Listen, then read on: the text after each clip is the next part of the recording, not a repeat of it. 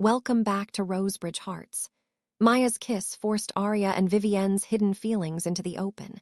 But just as Vivienne began choosing love over fear, the woman who first broke her heart returned. If you missed episodes 1 or 2, you'll find them in the description and the information card above.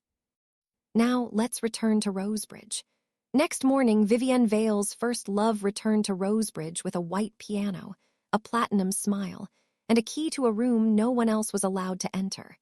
I met her 48 hours after Vivienne asked me not to tell her to stop. Whatever happened after those words belonged behind the locked doors of the East Hall. It changed the way Vivienne breathed when I stood too close. It changed the way my skin remembered her hands. It did not give us a name. In daylight, she was still President Vale.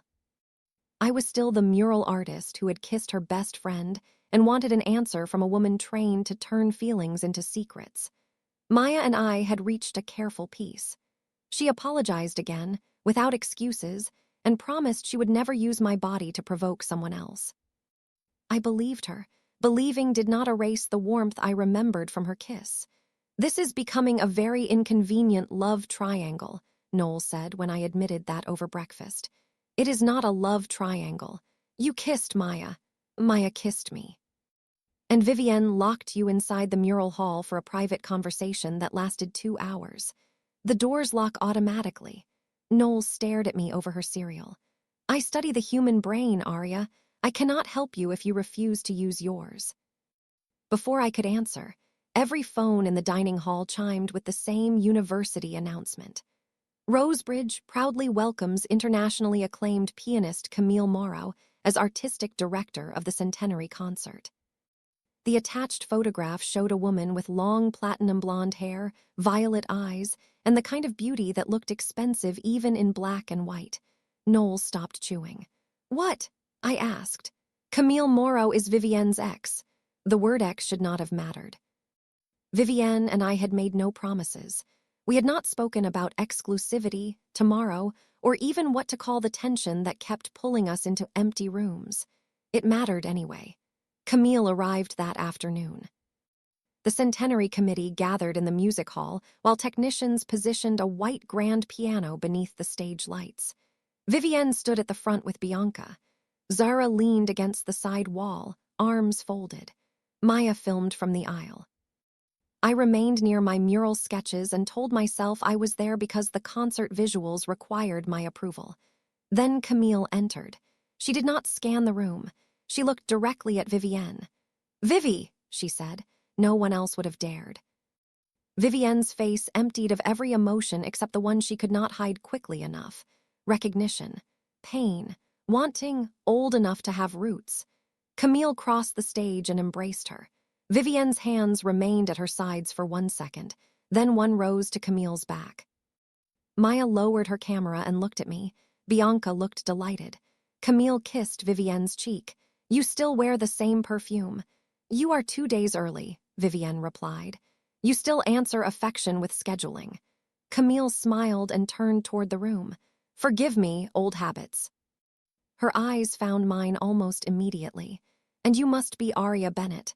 I refused to ask how she knew. "Your mural is beautiful," she continued. "Vivienne sent me the proposal before the committee approved it." I looked at Vivienne. She had never mentioned that. "She has excellent taste," Camille said, "when she permits herself to use it." The meeting lasted 40 minutes.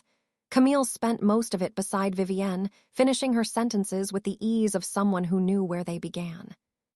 Bianca proposed that the opening concert include a duet Camille and Vivienne had performed years earlier. Vivienne said she no longer played publicly. Camille replied, "You will for me." She said it lightly. Vivienne did not refuse. Afterward, I escaped to the athletic courtyard because it was the one place no one expected to find an illustrator. I found Noel there instead, crouched beside a bench while papers blew around her. Zara Quinn was collecting them. "You carry too many things," Zara told her. Noel pushed teal hair from her face. "And you give orders to people you've known for 14 seconds. I'm captain of a team. It is a reflex. I'm not on your team." Zara handed her the final page. "Not yet." Noel forgot how to speak. I would have teased her if Camille had not appeared beneath the archway. "May I borrow Aria?" she asked. Zara's expression hardened, but I nodded. Camille led me into the old music garden. Bare vines climbed a white gazebo. Her elegance seemed less effortless without an audience. "You dislike me," she said. "I met you an hour ago. That has never prevented anyone at Rosebridge. Do you want me to dislike you?" Her violet eyes sharpened. I wanted to see whether Vivienne had chosen someone capable of asking direct questions. "She has not chosen me." "No," Camille said softly. "She rarely chooses what she wants while she can still choose what is expected. Why did you leave her?" "Direct indeed." Camille looked toward the music hall. "I was offered Paris." Vivienne's mother was ill, and her family expected her to remain. I asked her to come with me. She asked me to wait. "Did you?" "For 3 months. Then I decided love should not feel like standing outside a locked door." The sentence found every insecurity Vivienne had created in me. "Why are you back?" Camille smiled sadly. "To learn whether the door ever opened." That evening, I asked Vivienne directly. She was alone in the council chamber, reading reports beneath a green desk lamp. I placed both hands on the table. "Do you still love Camille?" Vivienne removed her glasses. "What did she say to you?" "Answer first." "History does not become irrelevant because it ends." That is not an answer. I cared for her deeply. "Do you want her back?" Vivienne stood. "Why does Maya get to kiss you publicly while I am interrogated for greeting someone I loved years ago?" "Because Maya told me what her kiss meant. You still haven't told me what anything between us means." "You know I want you. Wanting is not choosing." She looked away, and Camille's warning echoed inside me. The centenary gala took place 2 nights later. Maya had been invited to document it, but she arrived at my dorm carrying 2 dresses and no camera. "Come with me," she said. "As your assistant. As my date." I hesitated. Maya's confidence softened. "I am not asking you to punish Vivienne. I want one evening where I am allowed to stand beside you without pretending I only notice the lighting." "And if I cannot promise more, then promise nothing." I wore the deep blue dress. Vivienne saw us enter together. Camille stood beside her in silver. Bianca wore white. For the first hour, Vivienne performed her duties perfectly, welcoming donors and introducing musicians. She did not approach me. When the orchestra began a slow waltz, Maya offered her hand. "May I?" The question mattered after the way she had first kissed me. "Yes." Maya held me gently, leaving space I could close if I wanted. We moved beneath the chandeliers while her green eyes stayed on mine. "You're watching her," Maya said. "I'm sorry. Don't apologize, just know she is watching you too." Vivienne stood at the edge of the dance floor. Camille said something near her ear. Vivienne did not respond. I made myself look at Maya. She smiled, but pain lived beneath it. "For one song, Aria, choose the woman holding you." So I did. When the music ended, I kissed Maya's cheek and left the ballroom before my heart could turn gratitude into another kind of cruelty. Rain had begun outside. I crossed the garden toward the glass greenhouse, seeking somewhere quiet. The door closed behind me a moment later. Vivienne stood there, breathing hard. "You followed me," I said. "Yes. What about Camille?"